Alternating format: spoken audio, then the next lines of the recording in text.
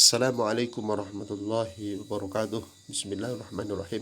Subhanaka la ilma lana illa ma 'allamtana innaka antal alimul hakim. La haula wala quwata illa billahil aliyil azim. Amma ba'dah. Kepada semua rekan mahasiswa dan mahasiswi yang saya banggakan, alhamdulillah pada kesempatan kali ini kajian kita tentang al-qawaid al-lughawiyah, yaitu kaidah bahasa sebagai pendekatan dalam istidlal dan istinbat, yaitu penetapan hukum dari sumbernya atau takhrijul ahkam, mengeluarkan hukum dari sumbernya melalui metode kebahasaan. Nah, ini adalah suatu pendekatan yang dilakukan oleh para fuqaha. Dalam mazhab Syafi'i ada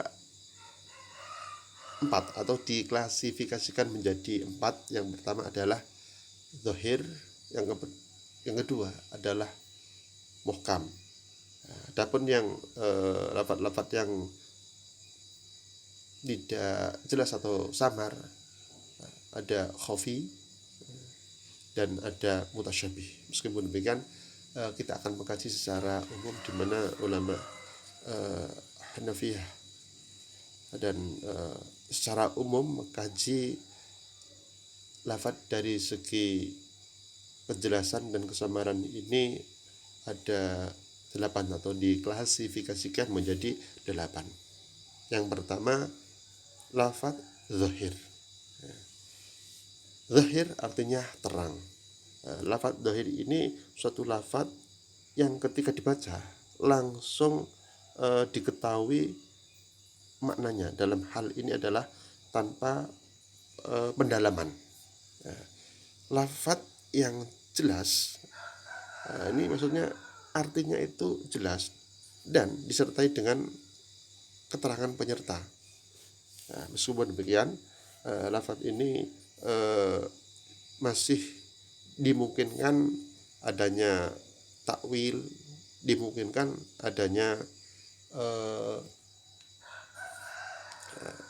nasakh.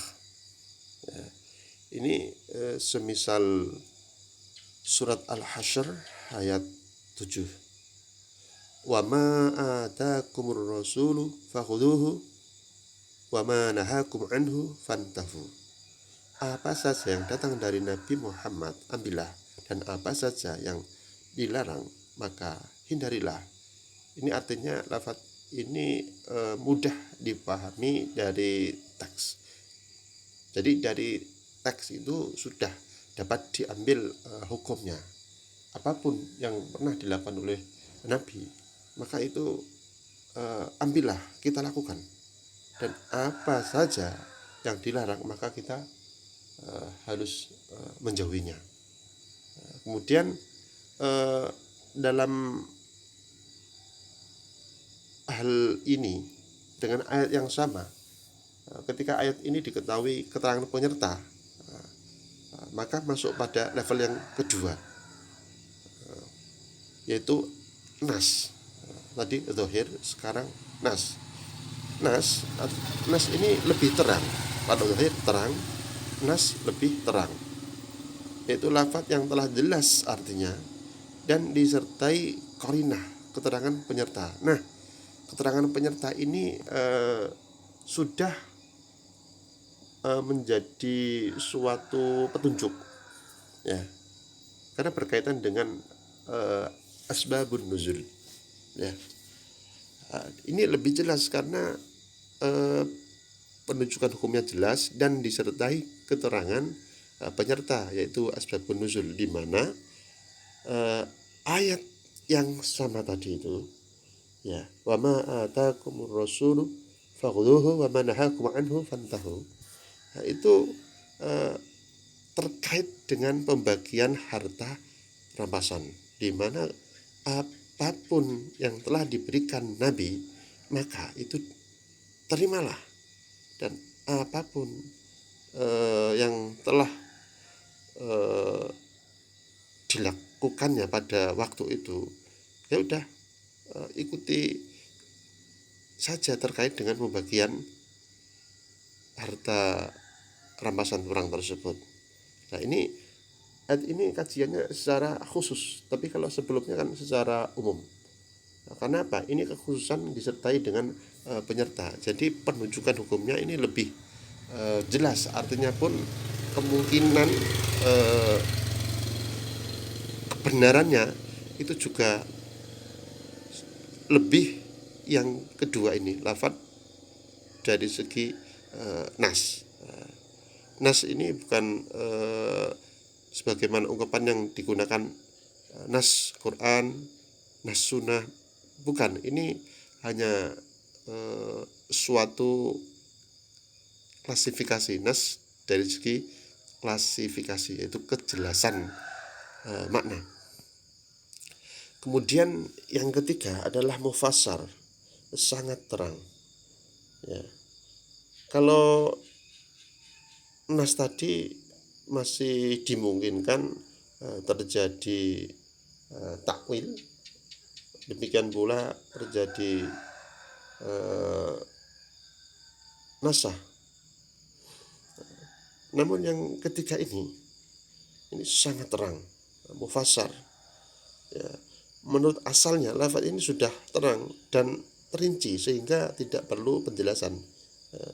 Semisal walladzina yarmunal muhsanati thumma lam ya'tu bi arba'ati syuhada'a fajlidu thamanina jaldah. Nah, orang-orang yang menuduh perempuan-perempuan baik berzina, kemudian mereka tidak dapat mendatangkan 4 orang saksi, maka deralah mereka 80 kali. Nah, dengan demikian ayat ini sudah tidak membutuhkan penakwilan, karena sudah disebutkan jumlahnya 80 kali, tidak kurang tidak lebih. Ya, ini lafaz yang sangat terang. Meskipun demikian, ayat ini masih ada kemungkinan ya untuk dinasah. Masih ada, ini hanya kemungkinan saja, karena tidak ada petunjuk sampai kapan berlakunya ayat ini ketika pada zaman Nabi Muhammad SAW. Adapun yang keempat, klasifikasi yang keempat, yaitu muhkam. Muhkam itu lafaz yang paling terang. Ya. Lafaz muhkam ini merupakan lafaz yang paling terang maksud dan tujuannya. Terkadang terangnya lafaz ini disebabkan teks lafaz itu sendiri. Di samping tidak butuh qarinah dan takwil, lafaz ini juga tidak menerima adanya nasakh atau pembatalan hukum. Ya. Misalkan surat An-Nur ayat 4. Wala taqbalu syahadatan lahum abada. Jangan kamu terima dari mereka kesaksian selama-lamanya. Nah, ayat ini kelanjutan dari ayat sebelumnya. Nah, ini walladzina yarmunal muhsanati thumma lam ya'tu bi arba'ati syuhada'a fajlidu thamanina jaldah. Ya, kemudian ini yang muhkam ini adalah sebagai penguatan bahwasanya ayat tersebut itu ketika dimaknai secara utuh ini, ya, secara totalitas, maka ayat tersebut berlaku selamanya, abadan. Biasanya lafaz yang muhkam ini ada tambahan atau ada indikasi, ya, semisal abadan ila yaumil qiyamah, kemudian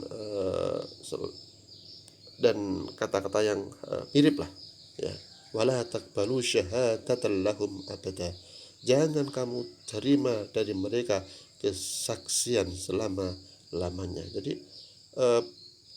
perempuan yang telah menuduh wanita mukminah yang baik dituduh untuk berzina namun tidak dapat mendatangkan bukti, maka orang yang menuduh itu tidak akan diterima persaksiannya di eh, depan pengadilan selama-lamanya. Termasuk hadis juga, al jihadu madin ila yaumil qiyamah. Jihad itu madin, berlalu terus menerus, tidak ada hentinya, ila yaumil qiyamah, sampai hari kiamat. Dan masih banyak ayat yang lain, misalkan talabul ilmi minal mahdi ilal lahdi, ya, mencari ilmu dari kandungan, keluar dari kandungan hingga masuk ke liang kubur. Itu termasuk ayat-ayat yang muhkam. Demikian 4 itu adalah ayat dari segi kejelasan. Kemudian yang kelima, ayat dari segi kesamaran. Khafi ini dari segi levelnya menunjukkan arti yang jelas, zahir. Namun dalam penerapannya, arti terhadap kesatuan lainnya terdapat kesamaran. Untuk menghilangkan kesamaran itu diperlukan penalaran atau takwil. Jadi khafi ini termasuk ayat yang sekilas itu jelas, namun ketika diterapkan dengan afrod-afrodnya atau kesatuan-kesatuan yang lain, maka kesatuan perbuatan tersebut itu menjadi samar. Ini contoh, wasariqu wasariqatu faqta'u aydiyahuma, pencuri laki-laki dan pencuri perempuan potonglah tangan keduanya. Sebenarnya ini jelas maknanya, tetapi menjadi tidak jelas kalau ada penambahan sifat atau pengurangan. Dalam konteks keindonesiaan, mencuri misalkan didefinisikan dengan perbuatan mengambil barang berharga dalam tempat penyimpanan dan dilakukan secara sembunyi-sembunyi. Jadi mencuri itu diartikan mengambil barang dari tempat yang tersembunyi secara sembunyi-sembunyi. Kemudian kesatuan perbuatan tersebut, kesatuan afrodnya, pencuri itu kan banyak, semisal pencopet, pembegal, nabash, ya.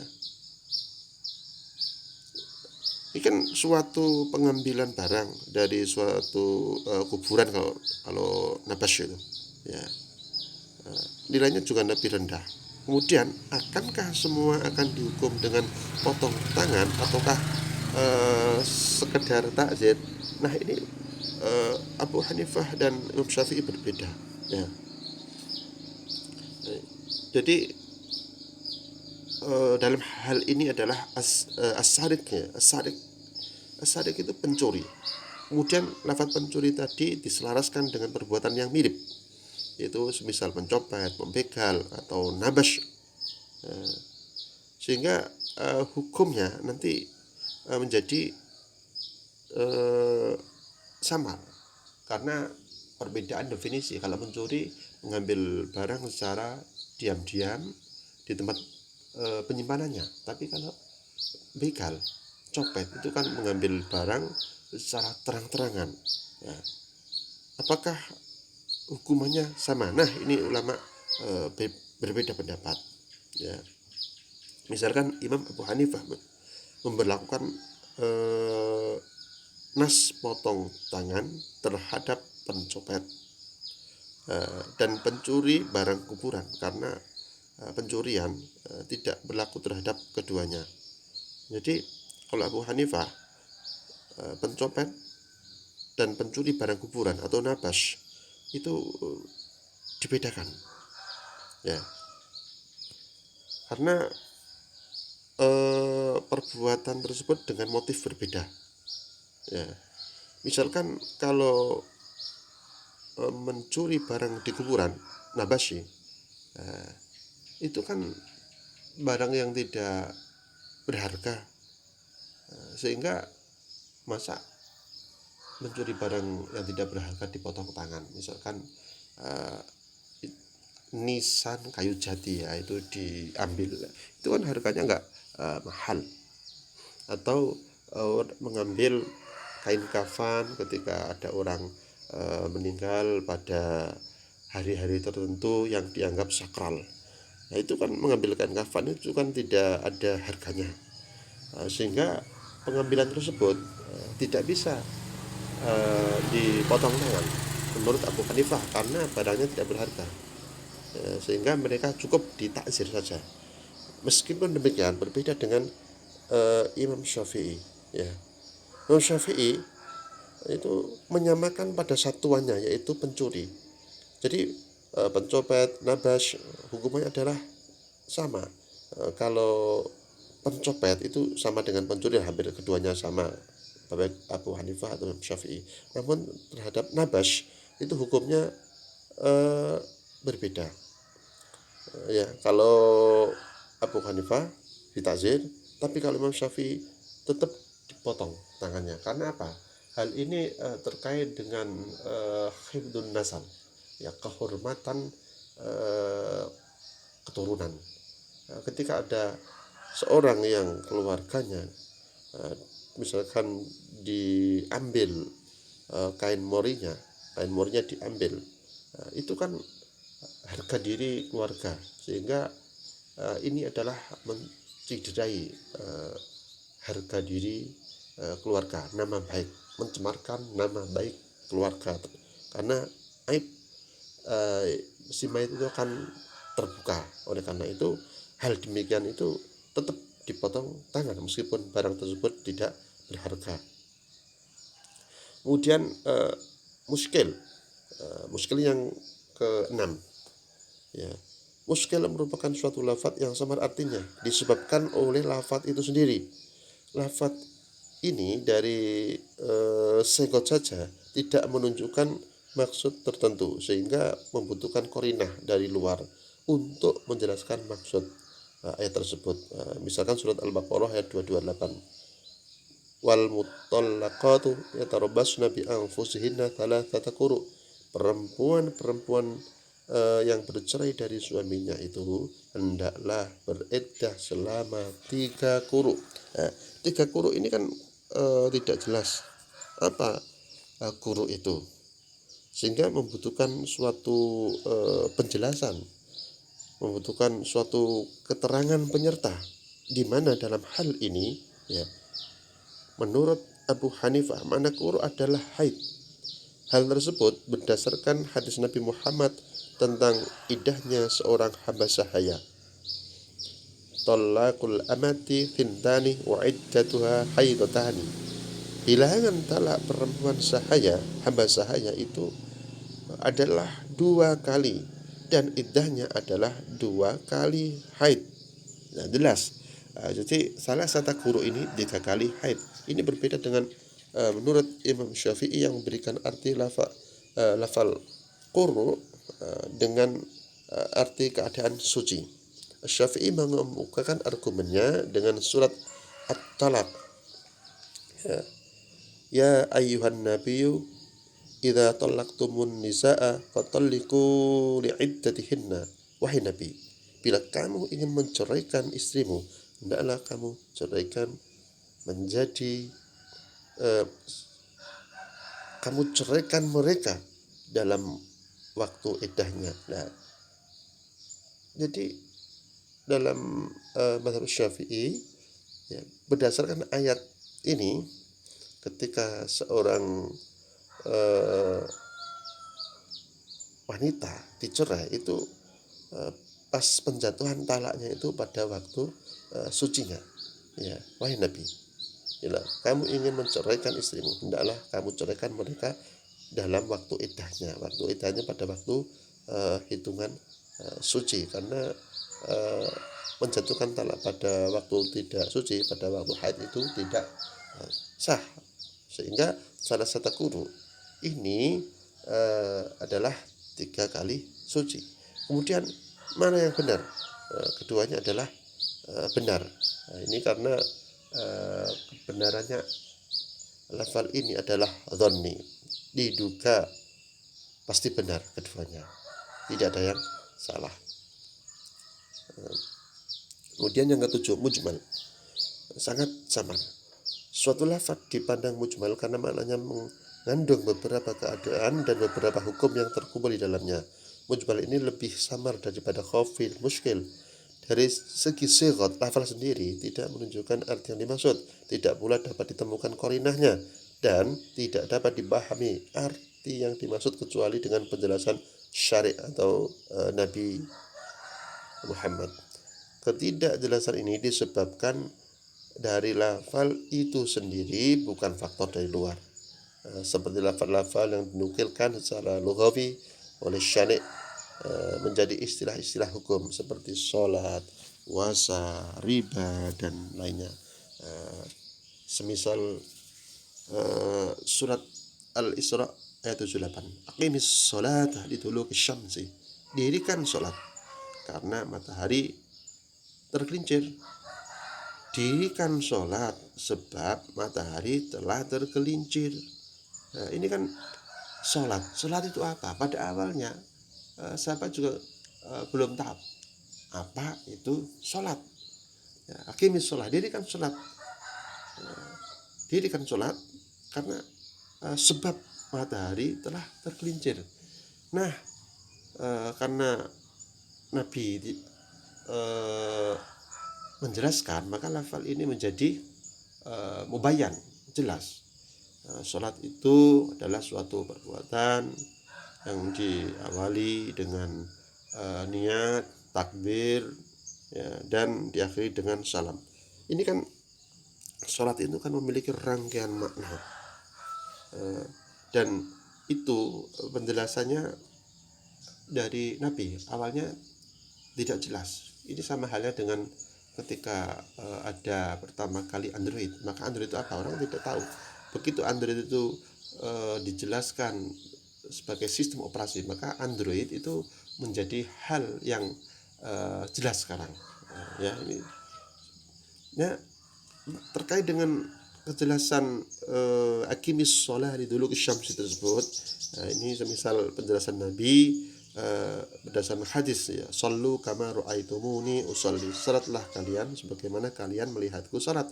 Setelah dijelaskan dengan sunnah Nabi, maka lafal mujmal menjadi mufassar atau mubayyan. Yang kedelapan,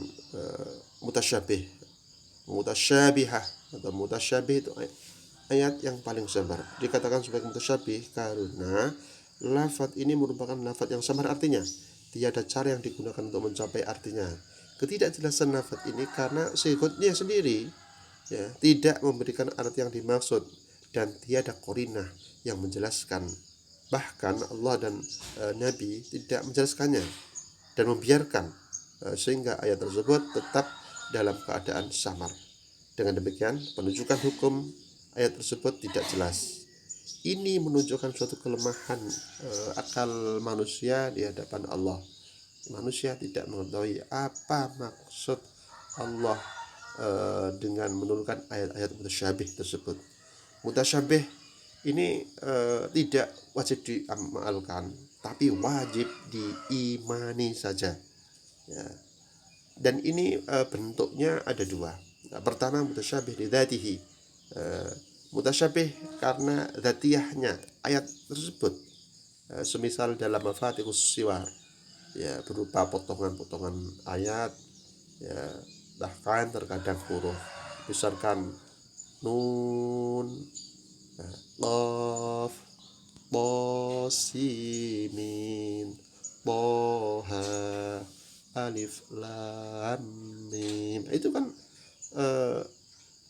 mutasyabih li dzatihi, karena dzatiyah ayat ini memang tidak diketahui, samar, ya, sangat samar dan tidak ada penjelasan. Ya. Yang kedua, mutasyabih li ghairihi, semisal yadullahi fawqa aydihim.